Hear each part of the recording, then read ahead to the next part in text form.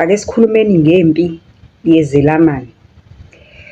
Kungenzeka yini ukuthi uzonde noma uzondwe umntanakini enishelane naye ibele, nancela ibele elilodwa, navundla esiswini esisodwa, naphuma esendeni elilodwa, umzonde kodwa to a point ukuthi ungaze umplanele ukumbulala? Hello, sanibonani Dumelang, igama uZandi, isibongo umfeka umalwandle lo lwandle kalola lwezibhekane zona esihambela le kude phezulu.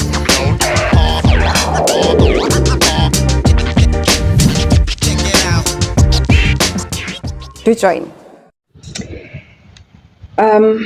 Ngicela ukuthi uvele ungilandele ungifollowe ukuze sizana kangcono. Indaba zala ekhaya ziyakhulisa, ziyakha, ziyafundisa, kanti-ke ziyasiqwashisa ikaningi ngezinto ezenzeka in and around us. Uma ukuthi unendaba ofisa ukusisharela yona, ngicela ungi-DM ku-Facebook, I am Meaningful Conversations with Zandi Mfeka. Ngi-DM ku-TikTok, I am Conversations_Zandi Mfeka. On Instagram, I am Conversations_Zandi Mfeka. Noma-ke you can just voice note your story to 0719419417. There's this trending story. I've seen it on Facebook, I've seen it on TikTok. Singizwisa ubuhlungu ngendlela emangalisayo. Ngicela ukuthi ubuke le clip, ngiyabuya. Niyambona kodwa ufundisa ukuthi muhle kanjani. Phekani. Unfortunately bambulele. Ubulawa kanje usisi wakhe allegedly. Le story lesi siloko nje siya trenda. So for those of you abangasibonanga indawo yesigameko kuthiwa kusemkhabantini ngapha ngase I think outside Pietermaritzburg.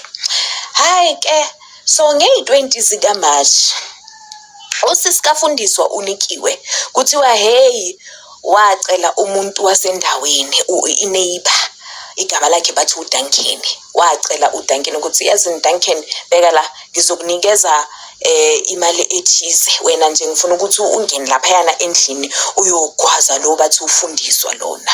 Hayi ke bathi uDuncan hayi uyabazi vele labo sisi labo ukuthi vele from dala vele abazwane bathi wathi uzonginikeza isinokonoko hayi no stress ungawari wena ngizoceda ngaye. Hayi ke afike lapha yana kabani kafundiswa ngalowo mzuzu ufundiswa abantu kuthiwa uhleli nengane ena 2 to 3 years cabanga. Hayi afike umgulukudu uDuncan nangu sekagwaza ugwaza ubani ufundiswa ingane ibhekile amgwaze maceda lapho ahambe. Hayi ke abantu bazothola ufundiswa bandla umzimba umphefumulo awusekho ingane bathi mangele nje ihlahlamehlo ibheka uma wayo nje hayi ke na kuthiwa hayi ifamily iqale ilungiselele ini umncwabo kafundiswa right. Hayi kuthiwa abantu endaweni bayasho ukuthi hayi man anibuzeni unikiwe because labantu vele from kudala angithi nazi ukuthi amaphoyisa mabafika bazobuza ukuthi beka nezitha na in hayi wonke umuntu asho ukuthi isitha sakhe nje kakhulu siswakhe unikiwe. Hayi ke ngalowo mzuzu kuthiwa nje ukuprepare umncwabo bathi unikiwe beka hamba phambili bathi beka hamba phambili bathi uye beka comforta ifamily ama relatives ukuthi hayi kuzolunga ningawari bathi hey yonke into bekuuye ahamba phambili. Hayi ke kuzobanjwa ubani kuzobanjwa uDuncan. Hayi ke abanjwe uDuncan kanjalo ubanjwa namhlanje makabanjwa namhlanje kanje kuthiwa the following day hayi umphakathi uzomangala sekuzolandelwa ubani amaphoyisa sekazothatha unikiwe ukuthi hayi fu nikiwe lo beka sikhuthaza hayi bo nikiwe angayenza leyo nto leyo.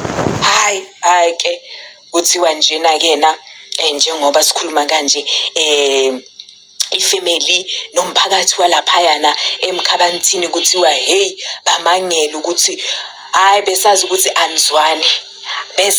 anzwane apparently allegedly isizathu esenza ukuthi unikiwe abulale usisi wakhe is because of bathi hayi boma few weeks right kuye kwayenzeka nje ukuthi imoto yakabani yakanikiwe ishiswe bathi hayi ke number 1 lobe bamsola ubani ukuthi ufundiswa uye oshise imoto yakabani yakanikiwe.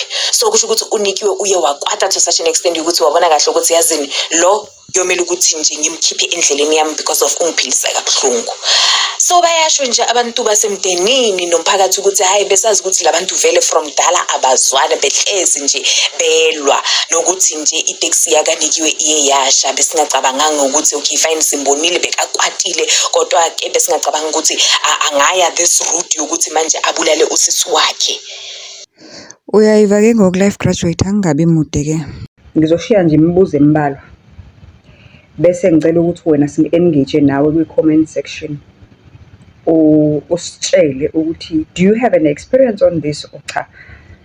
Usuyibonile i-clip usisi ubulewe udadewabo ngoba bayazondana impi yabo yaziwa ngisho nawo umndeni nawo umphakathi everywhere akekho ngazi ukuthi bebenyanyana but banyanyane to a point ukuthi izingane zandawonye zize zibulalane pho. Awungixoxele nibangakhi ekhaya kini? Niyezwana yini? Uma ningezwani nibangani? Njengoba nilwa nina nixabana nodwa, izingane zenu enizizalayo ziyezwana yini, ziyakhulumisana yini? The reason I'm asking this is because ama-family feuds akhona everywhere. Ukaningi sizwe izinto ukuthi uzibani akangenelani nodadewabo to a point ukuthi uze uthole ukuthi even ngisho noma sekunesifo uthole ukuthi khona ongayi esifweni sakazibani ngoba akazwani naye. Guys, lokungadlelani kwemndeni kuvelaphi ngempela kubangwa yini? Abazali? Indlela esikhuliswa ngayo? Indlela esiphumelela ngayo ngokungafani masikhulu? Kahle lama-family feuds ngidinga ukuqonda ukuthi abangelwa yini ngento wena osowundlule kuyona ngokwe-experience yakho as a-life graduate, into osowundlule kuyona nama-siblings wakho. Sithini eyakho i-experience and ucabanga ukuthi ngempela uma kungathiwa sizama indlela yokuyisolva as imndeni kungamele siqale kephi? Ngoba lento ngiyikhulunyiswa ukuthi nami nginayo le experience yokuthi uzalwe nabantu uthole ukuthi mina-ke ekhaya ngiyoyixoxa ngelinye ilanga indaba iphelele. Mina-ke ekhaya siwu-3, I'm the last born, sonke samantombazane. Lo wokuqala bezazisa kakhulu ukuthi yena ungcono kunathi in every possible way. Mina nalo engilamana naye sizalwa uma oyedwa nobaba oyedwa. Mina nalo thina sobabili laba abokuqala esilama nayo, lo wokuqala number 1 unobaba wakhe. Yena-ke ebethanda ukuzigabisa aziqhakambise ukuthi yena uyingane yasemshadweni. Uyingane yasemshadweni, thina siyingane zesihlahla. Lapho mekuchazwa ubaba wakhe noma bashada bathola yena and then wayeseyashona indoda kwasekwenza kufanele umzali enze njani? Ahlale-ke angaqhubeki nempilo ngoba nakukufuyisa. Loyo muntu uyasazi ukuthi sabakubo uma edinga something mayexakekile. Mhla kushona uma akakhonanga ngisho ukukhipha ngisho isenti emdaka ekuhlaza isenti. But she's the firstborn eziqhakambisa ukuba yi-firstborn, eziqhakambisa ukuba ingane yasemshadweni. So kumsize ngani yena ukuthi abe ingane yasemshadweni kodwa ebenje enjengoba enje? Akukho engakuzamanga ukumenza abone ukuthi lento abekade ekhule enayo ekhanda lakhe engayazi ukuthi wayifakwe ubani nini kanjani, because as I grow older I realize ukuthi it's not my mom. It's definitely not my mom, but ukhona umoya awudonsa wherever la udonsa khona ngendlela awudonsa ngayo wambusa. But manje ngebhadi lakhe wambusa to a point ukuthi kwababa wakhe lo ayesixhumela ngawe ukuthi yena uyingane yasemshadweni wamshiya ngenawo ngisho utiki, wamshiya no 000 minus, not even ngisho ispoon asikhombayo ukuthi lesi ngasishelo baba wami. Wamshiya ulophole ngenalutho, naye waqhubeka khona lapho ubaba wakhe ayiqhubeke khona. Sezwa nokuthi nobaba wakhe wayengesiyona into enkulu uyayiqhakambisa ukuthi azenza ngazo ukuthi uyiyo. Hey guys, iyangihlukumeza indaba yokulwa abantu abazalwa ndawonye. Nami eyakithi iyangihlukumeza and I've made peace with it. Ngiyoyixoxa ngelinye ilanga, ngiqale kusukela ekuqaleni ngize ngiyifikise ekugcineni. As a result, angifisi ukubona le ngane zethu esizizele ziqhubeka nalempi engingayazi mina ukuthi yaqalaphi. And ngiyajabula uma ngibona izingane ziconnecta, because at the end of the day, whatever that is happening between us or le ayibanga yena le u-firstborn, uyazi yedwa thina siyazi, uyazi yedwa thina siyazi, namanje asiyazi, sesibadala sibangaka asiyazi, sesoze siguge sibe ney'nwele ezimhlophe sibe izalukazi ezimqhele, but till this day asiyazi eyayimenza ukuthi abe ngale ndlela engakhona.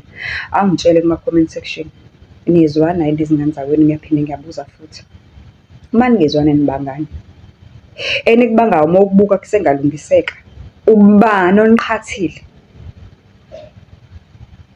Ngicela ukuthi uze ungavumi ukuthi kufikelele to a point whereby uzongazwani nezingane zakini, uze ucabange ukuthenga inkabi or isigebengu ukuthi siyoyibulala. Ngicela ungayivumi zifikelele lapho. Mhlampe one day siyoyinqoba ndawonye le mpi. Ngicela ukuyibeka namhlanje, bekungeyona indaba, bekuyi-review nje because of the trending story of lo mntana obulele udadewabo kabuhlungu. And mabambulala udadewabo, isigebengu singene sagwaza udadewabo phambi kwengane encane ena-3. Kuthiwa ingane namanje isacula, iyaxoxa ingane, le ngane ngisho ukuthi it's traumatized. They have to find umntwana usizo fast and quick because bathi indlela akhuluma ngayo, ukhuluma ngazo ukuthi ukhuluma into akade ibuka kwi-movie ukuthi indoda le ebulelwe nina ingene yenze njani, yasenze njani, yasenze. It's scary, it's actually scary. It's not something ekufanele bayithathe kancane, and inhliziyo yami izobuhlungu ngaleyo ngane ngoba kusho ukuthi ilimele. I do hope bayamtholela usizo, and I do hope uma ukuthi kukhona abamaziyo lo mntwana esikhuluma ngaye obulewe udadewabo, ingane leyo mntwana lo wakhona, uma ukuthi bakhona abamaziyo, ngicela ningithinte. Leya ngane idinga ukululeka ngokwengqondo. Ayivelanga-ke ingane ema-social media platforms ukuthi benze kahle bangayivezi, kodwa uma ukuthi nje ukhona umuntu omaziyo, ngicela ningithole leyo. Leya ngane ilimele ekhanda and idinga ukusizakala fast and quick. Ngiyabonga guys, asihlanganeni kwelandelayo.